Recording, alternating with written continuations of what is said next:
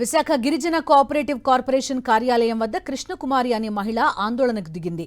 గిరిజన కోఆపరేటివ్ కార్పొరేషన్లో సదరు మహిళ భర్త రిటైర్ అయ్యారు.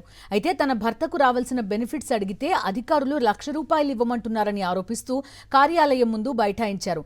కుమార్తె పెళ్లి ఉందని తన భర్తకు రావాల్సిన బెనిఫిట్స్ ఇవ్వాలని కోరినా ఏ అధికారి పట్టించుకోవడం లేదంటున్నారు. ఏడాది నుంచి తిరుగుతున్నానని వాపోయింది బాధితురాలు. పూర్తి వివరాలు అందిస్తారు మా కరెస్పాండెంట్ అనిల్ చెప్పండి, ఎందుకని రిటైర్మెంట్ బెనిఫిట్స్ ఇవ్వట్లేదు? ఏదన్నా టెక్నికల్ ఇష్యూనా, వేరే కారణాలు ఏమైనా ఉన్నాయా? దాదాపు ఏడాది కాలం పైగా ఈ కృష్ణకుమారి అనే మహిళను జీసీసీ అధికారులు తరచూ ఆఫీస్కి తిప్పించుకుంటున్నారు. అయినప్పటికీ కూడా పని చేయకుండా భర్తకు సంబంధించినటువంటి రిటైర్మెంట్ బెనిఫిట్స్ ఏవైతే ఉంటాయో అవి రాకుండా అధికారులు కాలయాపన చేస్తున్నారని ఆందోళన వ్యక్తం చేస్తూ మహిళ కొద్దిసేపటి వరకు కూడా జీసీసీ కార్యాలయం బైఠాయించి పెద్ద ఎత్తున ఆందోళన వ్యక్తం చేశారు.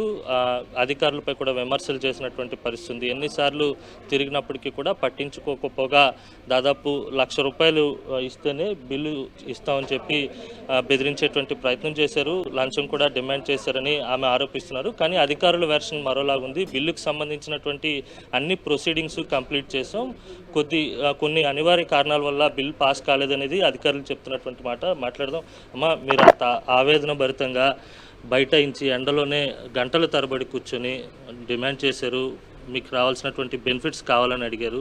అసలు మీకు ఇక్కడ జరిగినటువంటి అన్యాయం ఏంటి? ఎందుకు రోడ్డు మీద కూర్చొని ఆందోళన చేయాల్సి వచ్చింది? నేను ఇందాక చెప్పాను కదా సార్, నా 2 బిల్లులు అవ్వలేదు సార్. పే పిక్చరేషన్ బిల్లు అవ్వలేదు. ఆ పెండింగ్ జీసీసీలో ఉన్న ఎంప్లాయీస్ అందరూ రెగ్యులర్ అందరూ బాగా చేస్తారు సార్. నాకొక్కటి నేను మొదటి నుంచి చెప్పేది అనేది కూడా నాకు ఫైనాన్స్ మేడం కమలాబాయ్ మేడం దగ్గర నుంచి ఆ అకౌంటెంట్ సారు మధుసూదన్ రావు గారే నన్ను ఇబ్బంది పెట్టారు సార్. నా ఇబ్బంది పెట్టి కనీసం ఒక సాటి ఆడదానిలా కూడా నన్ను చూడలేదు. నాకు అంత హెల్త్ ప్రాబ్లం కాబట్టి నేను విసిగిపోయాను సార్. మా అమ్మాయి ఇంకా అస్తమాట అది చెప్పకూడదు. నాకు అవసరత బాగా సివియర్గా ఉండడం వల్ల నేను ఇక్కడ కూర్చున్నాను. నాకు రెస్పాండ్ అవ్వలేదు. అయితే ఉన్న తోటి ఉద్యోగులు అందరూ వచ్చి నాకు మేము చేసి పెడతామండి, మేము చేసేది మేము చేసి పెడతాం, మీకు ఖచ్చితంగా వచ్చే నెలలో మేము వచ్చేటట్టు చేస్తామని వర్మ సార్ వీళ్ళందరూ కూడా డిపార్ట్మెంట్ వాళ్ళందరూ నాకు అంటే ఇప్పుడు చేసేస్తాం, బిల్ ప్రొసీడ్ చేసేసి మీకు రావాల్సిన డబ్బులు ఇస్తామని చెప్పి మీ సహచర ఉద్యోగులు అంతా చెప్తున్నారు. ఇప్పటి వరకు ఎందుకు ఆగింది? మీ దగ్గర నుంచి డబ్బులు కానీ ఏమైనా ఎక్స్పెక్ట్ చేశారా? ఇందాక చెప్పాను కదా సార్, ఇంకా ఎందుకంటే నా భర్త ఒక జీసీసీ ఎంప్లాయీ కాబట్టి నేను జీసీసీ మీద బ్యాడ్ తేకూడదు. ఎందుకంటే జీసీసీ సంస్థ పెట్టిందే ట్రైబుల్ కోసం సార్. యాజ్ ఏ మేము ట్రైబుల్.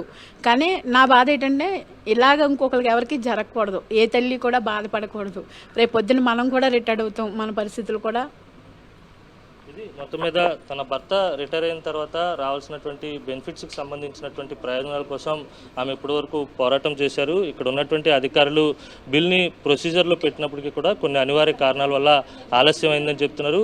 ఈ నెల 24వ తారీఖున పెళ్ళి ఒకటి ఉంది, కుమార్తె పెళ్ళికు డబ్బులు కావాలని చెప్పి వీళ్ళందరూ కూడా ఆమెతో పాటు ఆమె కుమారులు కూడా వచ్చి అధికారులను అడిగారు. అయితే ఆ సమయానికి డబ్బులు ఇస్తాము, ఏదో విధంగా బిల్ పాస్ చేస్తామని కూడా అధికారులు చెప్పడం జరిగింది.